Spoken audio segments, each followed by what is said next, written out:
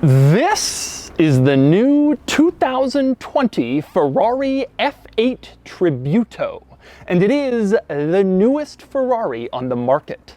It replaces the 488 as Ferrari's entry-level mid-engine sports car, and it's basically everything the 488 was, just turned up a level.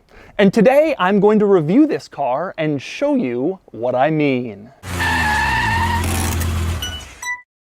I've borrowed this Ferrari F8 from a viewer here in the Los Angeles area, and I'm going to start with a little background. For the last 45 years, the V8 mid-engine Ferrari has been the core model in Ferrari's lineup, ever since the 308 came out in the 1970s. Recent mid-engine V8 Ferrari sports cars have been the F430, the 458, and the 488. And now there's this. The F8 replaces the 488 in Ferrari's lineup, and like I said, it just turns things up a notch. For instance, the 488 had 660 horsepower, which was insane. The F8 has 710 horsepower, which is insaner. That power comes from a 3.9-liter turbocharged V8, and it really is a crazy figure. The F8 has the same horsepower number as the 488 Pista, which was the high-performance version of the 488, but now that number is in the regular model. And all the other numbers are pretty crazy too. This car has 570 pound-feet of torque. It'll do 0 to 60 in 2.9 seconds, and it'll hit a top speed of 211 miles an hour.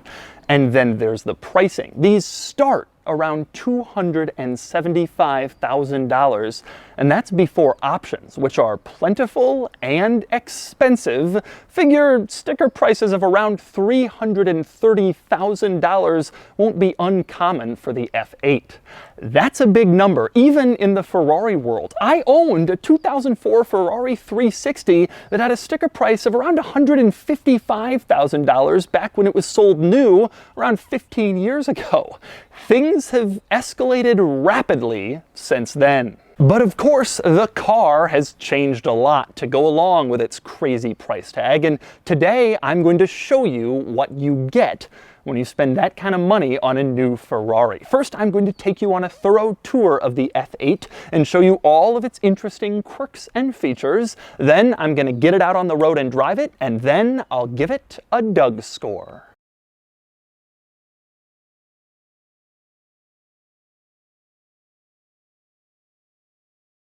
Alright, I'm going to start the quirks and features of the F8 with its styling, which has changed compared to the 488, but not as much as everyone was expecting. This is really just an evolution of the 488 compared to a totally revolutionary new car. And that surprised Ferrari enthusiasts because Ferrari usually makes a major change, then a minor change, then a major change, then a minor change. For instance, the 360 was a major change over the 355, then a minor change to the 430, then a major change to the 458, then a minor change to the 488.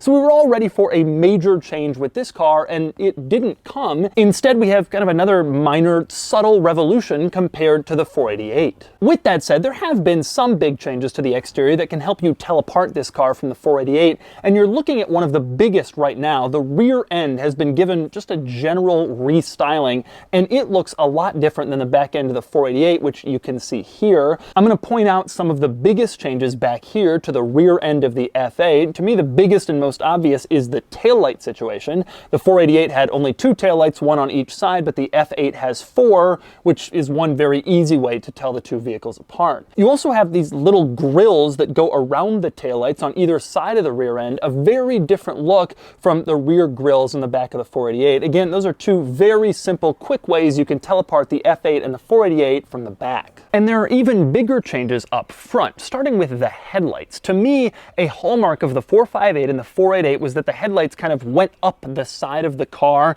and the turn signals went basically halfway to the windshield, and it was a very distinctive look. That's gone in the F8. You still have a panel that comes up into the fender, like the headlights in the 488 and the 458, but the lighting element itself stops way, way lower. It's a completely different look compared to its predecessors. And you can see the turn signal, therefore, has completely changed. It no longer reaches up the side of the car. Instead, it's this thin thin little LED strip integrated into the base of this new headlight design. And one other big exterior change on the F8 compared to the 488, also up front, is this front trunk panel. On the standard 488, this front trunk was basically flat, but on the F8, there's this big hole in it, just like the 488 Pista had. Now, that's on the standard car too. And yes, this hole actually goes all the way through for aerodynamics. Air is intended to travel through this panel and I guess provide a little bit more downforce when you're going at speed. And next up, we move on to the interior of the F8, but first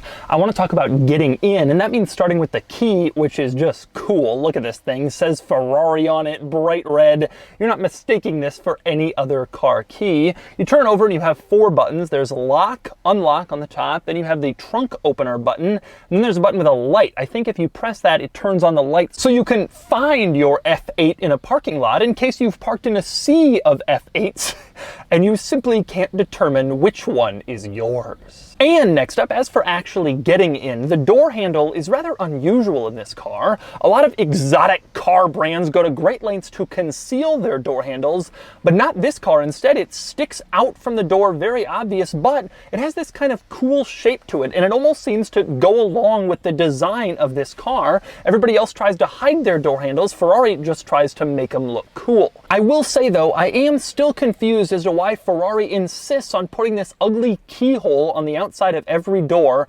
All other automakers cover that up, including brands with cars that cost 1/10 of what this one does, but Ferrari has it on display out there for everyone to see. And next up, moving on to the interior, I want to go over some of the changes compared to the 488, although it's worth noting there aren't many. The interior is really largely similar to the 488. Most things are exactly the same or very close, and anybody who's ever spent any time in a 488 will be immediately familiar with where everything is and how it works in the F8. It really is just a subtle evolution, even inside. But with that said, there are some changes worth noting, starting with the climate vents. You no longer have these crazy shaped climate vents around the driver's side gauge cluster area that are kind of perfectly contoured to fit this area. That's the 488 you can see. Here in the F8, you have these circles instead, which Ferrari is using more commonly in its other models as well. So you lose those kind of weirdly shaped, carefully contoured climate vents in favor of the circles. To me, the most welcome change in this interior would be the climate control. The 488 used these confusing array of buttons and dials, this old school climate control system Ferrari had been using for ages, and it was just really a needlessly complex panel of buttons and circles and arrows, and they've gotten rid of that in the F8. You can see the new climate control panel is much simpler, much cleaner, and you have a little screen above the climate controls that give you pertinent information like the current fan speed and the current interior temperature. That is how it should be, and I'm thrilled that they changed it. Although I am still shocked that the only way you can tell where the interior airflow is coming is with this tiny little button that lights up these tiny little arrows to let you know where your air is coming out. That's all you have. But otherwise, the climate controls in the F8, a big improvement over the predecessor. But anyway, as for interior quirks in the F8, there are quite a few of those too, starting with the cup holders. You have 2 cup holders. They're placed under the dashboard. You can see the first one, and then the second one is taken up by this thing. Turns out this thing is the key display area. While you're driving, you can place the key there and then everyone can stare at it. Just another reminder that they're in your Ferrari. But the problem with that is that it really does take up one of your 2 cup holders in here, and the key display area can't be removed, so you can't take that out. So you really are stuck with just 1 cup holder in here and 1 key display. Who needs a second cup holder when you can look at the key? And next up, here's something I love in the F8. You're driving along and you come up to like a steep driveway or an incline or a hump to get into a gas station, whatever. You just tap this button and the front end lifts up immediately. In a lot of older models, you had to go into some screen, find the menu to raise the front end, then you could confirm, then it would start to raise up. It was a disaster. Having a quick button to just raise it right up is smart, and I like to see that in the F8. And speaking of that button to raise up the front of the car. You can see next to it there's a button with a camera on it. That button allows you to change camera angles when you're reversing, although you don't really have that many choices. You can switch between wide angle and normal angle, and that's pretty much it. More and more exotic car brands are starting to add a wider array of cameras that show around the car because these cars are so expensive and visibility is often a challenge, but for right now, that's all Ferrari has in the F8. But anyway, from there, we move down to the center console, and you can see there are no gears down here. There's no gear lever. You don't have anything. Just this carbon fiber panel with a few buttons on it. I'm going to explain these buttons before I tell you about the gear selector. At the front, you have R. That puts the car in reverse, no surprise. Next, you have Auto, which puts the car in automatic mode if you want to drive around without shifting gears by yourself. Pretty simple. The next one down is PS, which stands for Power Start, which is Ferrari speak for launch control. You press PS and then meet certain conditions, and you can get a launch control start like you can in a lot of other exotic and performance sports cars. But back to the whole gear lever thing. How exactly do you get this car in gear? Well, when the car is parked and off like this, it's in neutral with the parking brake on.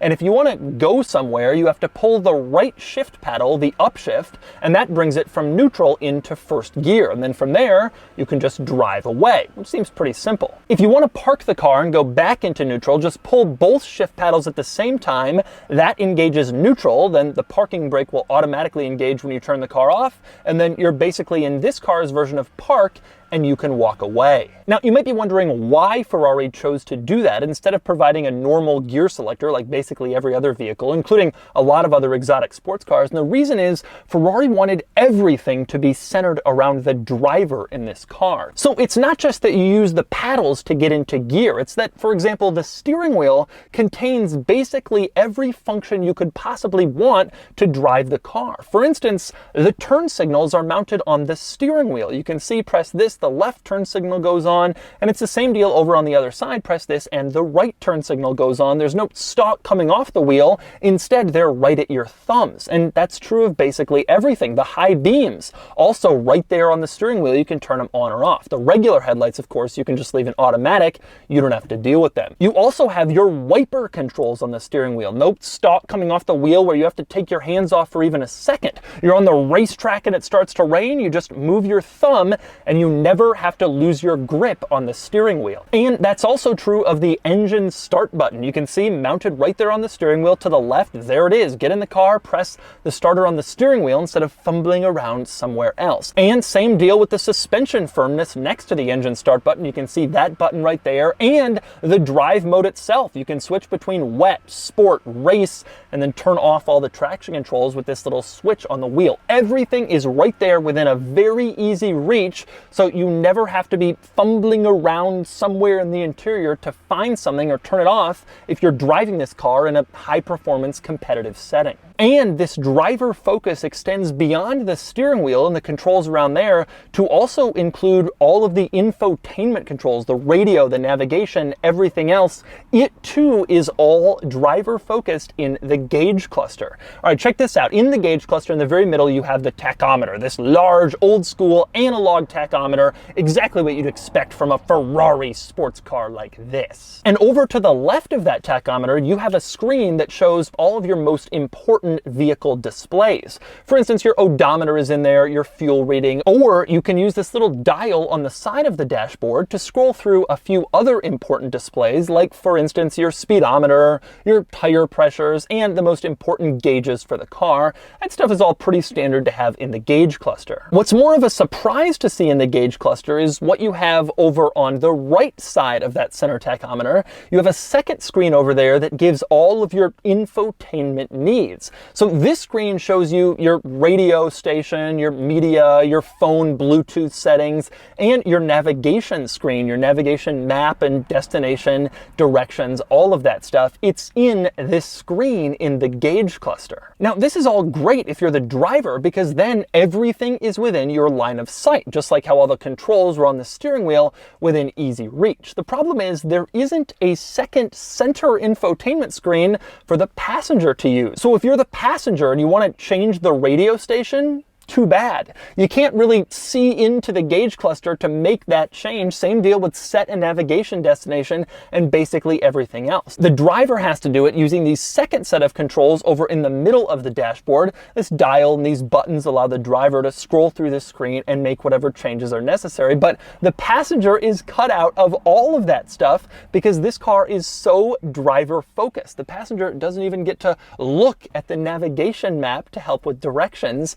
It's all about the driver in here. Now, the drawback to all this is that over on the passenger side, things can get kind of lonely. There's not really all that much going on over here. You can see the dashboard on this side is fairly dull compared to all the stuff that's happening on the driver's side. Although it's worth noting that doesn't have to be the case. There's an optional passenger side display that you can get. You can see it here in the owner's manual, and then the passenger can see what's on the navigation or the radio or various different performance metrics while they're driving along. And this gets the passenger a little more involved. Although it's worth noting, this is merely a display. The passenger can't change the radio or the navigation or anything else from this display. They can merely look at it and see what the driver is doing. And next up, we move into the engine compartment. Although before we do that, just take a look at it from outside. This car still allows you to look at the engine through the glass in back. This has been a hallmark of these mid-engine Ferraris for like 20 years now, and it is still as beautiful as ever. I just love this view from the outside of the car looking in. But if you want to get in here, there's a little latch in the driver's door jamb that you pull up on it, and it releases the engine compartment cover to this point. And then from here, you just kind of lift it up, and then you're in the engine compartment of the new F8. Now, like I mentioned, this is a turbo V8, 3.9 liters, and it makes 710 horsepower and about 570 pound-feet of torque. Truly monstrous numbers. Although it's worth noting, this engine is pretty much the same one that was in the 488, and it's precisely the same one that was in the 488 Pista. It has the exact same power and torque numbers as that car. The power and torque comes at the exact same RPM. Pretty much everything is exactly the same. It's just the Pista engine transferred into what is now the base level regular model, if you can call this thing that. And by the way, one other very important notable item about having this engine in this car is that it sounds amazing. Maybe not quite as good as the old naturally aspirated V8s, but still pretty good. Take a listen to the exhaust note in race mode.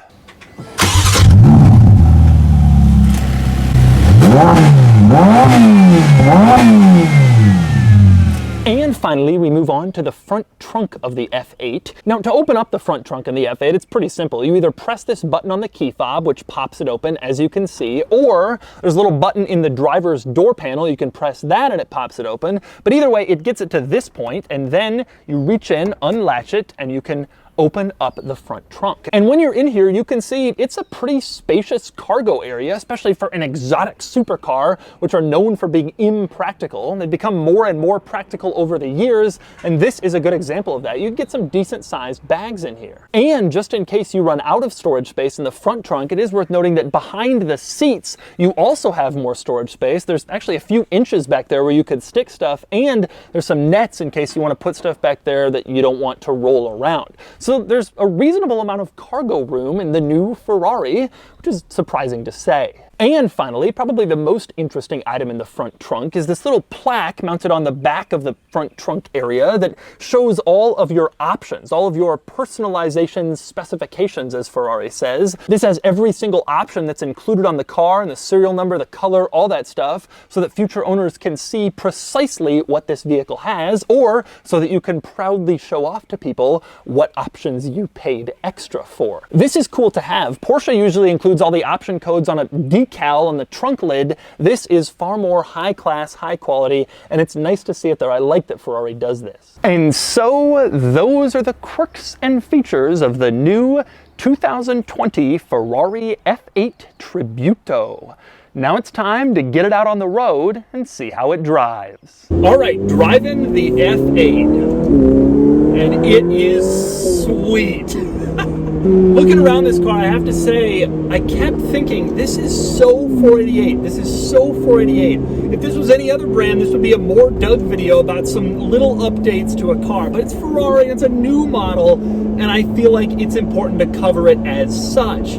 But on the road, I'm reminded that even if it is kind of cynical that they've just made a few updates and called it something new, it doesn't matter. It still drives like a dream. God, I love this car. You know, there's such a complaint in the Ferrari world about going to the turbo engines and it's not the same after the naturally aspirated and blah, blah, blah. But man, does it drive well. This turbo engine is so responsive, it's so quick. Maybe it doesn't sound quite as good, but the responsiveness is not lost at all by adding the turbocharger. And open it up here.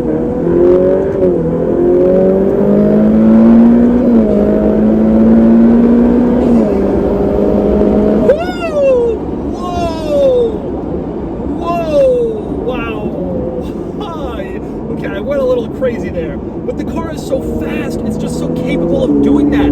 How do you resist going crazy all the time? Oh, and the power going out of corners, instant. People complain about these turbo engines, oh, it's not the same as the naturally aspirated. I think so much of that is in people's heads. Maybe it doesn't sound quite as good. And by the way, even then, okay, yeah, it doesn't sound quite as good, but it's still really fast and it's really fun. It's so fun to just kind of throw it around. Now, I will say, with that said, the 488 Pista is probably the sharpest handling car maybe that I've ever driven in my entire life. It's really incredible. This car does not quite have that same precision. It's close, it's really close. But the Pista was almost mind-blowing with how quickly it turned, both when you turn the wheel, how just instant it responded, but also just how quickly the car was able to dart around, how quickly it could handle, no body roll, instant response. I mean, it was amazing. This car is not quite on that level. It doesn't quite have a Pista-style immediate response, but it still feels really great. In fact, if I had a Pista, I would maybe be a little upset with Ferrari for bringing the Pista engine, the main thing that made the Pista special, to the masses, so to speak, with kind of a larger production car like the F8, but that's what Ferrari has done. It is amazing to me just how good this car can also be just driving. I'm now kind of in more of a traffic setting, and just driving behind other cars, I mean, the transmission is so smooth, you barely feel gear changes. The ride quality is really not all that bad. I mean, compared to my Ford GT, the GT is punishing. This is not, and yet it outhandles it. It's just an amazing combination of handling and ride quality. If there's any one drawback to this car, I would say it's the fact that it's just not differentiated enough from the 488. Everybody was expecting a big, full new model, just like every other Ferrari V8 mid-engine is, and they didn't do that. I've heard the reason for that may have been Ferrari's got a lot of development going in a lot of different directions right now, and they just didn't have the budget to fully redesign the V8 mid-engine at the same time they were coming out with the SF90 and the 812 and developing the SUV and blah, blah, blah. And so that's why we have this as kind of a stopgap model until the next one comes, which is fine. It's just that I think the world was ready for a new Ferrari, but who cares? It's still just such an incredible blast to drive. And so that's the Ferrari F8 Tributo, the latest model in Ferrari's long and storied line of V8 mid-engine sports cars. And frankly, it's probably the best. Yeah, it's expensive, crazy expensive, ridiculously expensive, but it's everything you could possibly want. Beautiful and fast and high-tech and special and incredible. Ferrari charges a lot of money because people will pay it, and people pay it because they make an amazing car. And now it's time to give the F8 a Doug score. And the Doug score is 71 out of 100, which is a really strong showing, among the best, and it places the F8 here against modern supercar rivals. It perfectly ties the Huracan Evo, no surprise since that's the updated version of the Huracan and this is the updated version of the 488. But the F8 can't quite reach the 488 Pista, which edges out the F8 by just 1 point in the weekend categories. The Pista is just a bit more precise and responsive on the road, though I prefer the cleaner look of the F8. Overall, the F8 is an amazing car, and it does well in some amazing company. This is undoubtedly one of the best sports cars on the road today, even considering the absolutely astronomical price tag.